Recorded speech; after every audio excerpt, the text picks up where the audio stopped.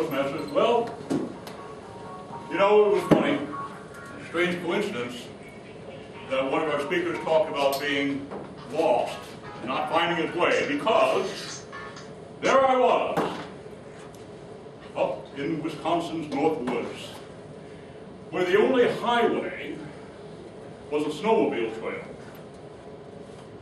And there I was, about a mile up the trail, blaze orange from the waist up, as the law requires, heavy boots, hunting pants, rifle slung over my shoulder, box of ammunition. I'm ready to go hunting the wily white-tailed deer. I got about 200 yards into the woods, and I began to paraphrase Robert Frost's famous poem, "The woods are lovely, dark, and deep. And if you're out there without a compass, you're asked in some serious trouble."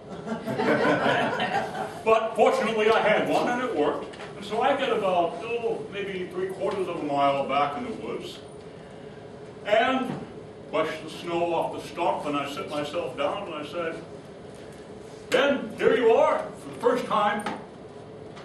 You're a Wisconsin deer hunter. Keep your eyes open for anything that's coming through the woods." And as happens,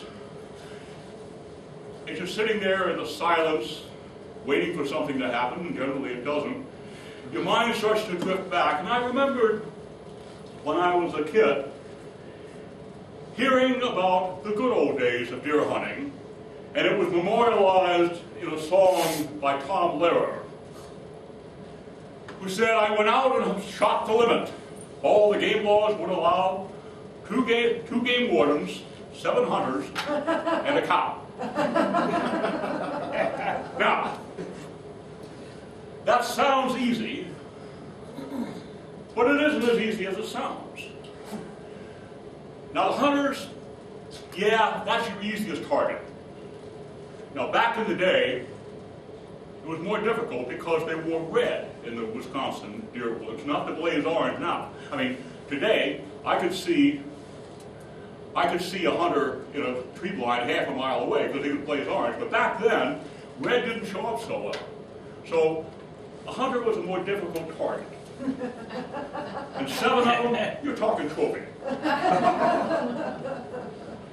The game wardens were tougher, because they get to wear camouflage because they're out there sneaking up on the bad guys, the poachers, and they're allowed to wear camouflage. So you get 2 of those, again, you're in trophy country. And then we come to the cow. Now, one would think, now wouldn't one, that the cow would be the easiest of the target. Big, doesn't move much, and so forth, but not so. The cow, in fact, and here we're talking generically, cow or bull, member of the bovine species, and what do we have in Wisconsin? We have Holsteins. Now, the Holstein bull is the most dangerous animal in North America. More people are killed by Holstein bulls than by any other, grizzlies, rattlesnakes, forget it. Holstein bull. The other thing is, in the North Woods, they don't have that many cow pastures. So a Holstein out in the North Woods is probably a feral Holstein. A feral Holstein. Those suckers are mean. Holstein bull is 1,000 pounds of "you don't want to be here." He's got 2 bayonets on his head and he knows how to use them. Furthermore, a Holstein is one color, black and white, modeled just like the birch trees up there. So he's camouflaged. You get within 50, 60 yards before you see him, he sees you first. And you better have that rifle up and ready to put one between his eyes, or you're not going home. Well, those were the good old days. And they're gone, and probably just as well. Today, you can't take game wardens. You get in a whole lot of trouble for that.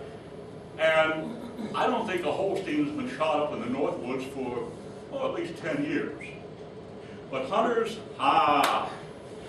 hunters, they still shoot each other. And actually it's easier now because, again, they show up at a greater distance, blaze orange. So 200-yard shot, not a problem. Each year, the Department of Natural Resources reports on the number of hunting-related gun deaths. For the first time in 36 years, we have good news and we have bad news. Because for the first time in 36 years, there is not a single hunting-related gun death during the 9-day Wisconsin deer season. That's the good news. The bad news is that for the first time in 36 years, there hasn't been a hunting-related gun death in Wisconsin during the 9-day hunting season. Why is that good news? Why is that bad news? Well, to illustrate, every other year, at least 3 or 4 gun deaths, one of which was some hunter shooting himself. And for the last 36 years, that means that we've had about 3 dozen really stupid people removed from the group of people that are out there hunting. Didn't happen this year. So the stupids got away with it. So there'll be more of them out there next year.